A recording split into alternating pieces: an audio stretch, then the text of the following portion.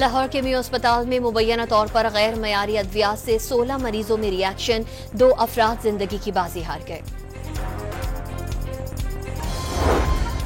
नारोवाल में मुसल्लह अफराद की फायरिंग से 3 अफराद जाँ बहक और 1 शख्स जख्मी हो गया।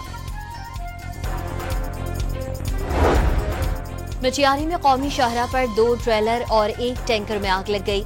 ड्राइवर होटल के साथ गाड़ियां खड़ी करके सहरी कर रहे थे। कराची में डकैती और लूटमार की वारदातों में इजाफा।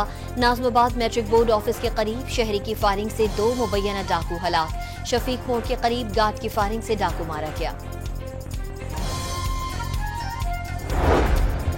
वजीर आजम शहबाज शरीफ की बिलावल भुट्टो से मुलाकात तय। दोनों रहनुमा आज वजीर आजम हाउस में मिलेंगे। मुल्क की सियासी सूरत हाल पर तबादला ख्याल होगा।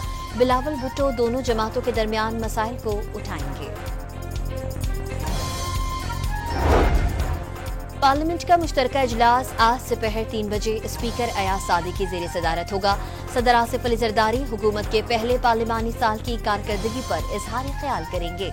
मुश्तरका इजलास में तीनों मुसल्लह अफवाज के सरबराह और chairman joint chief of staff committee भी मदऊ।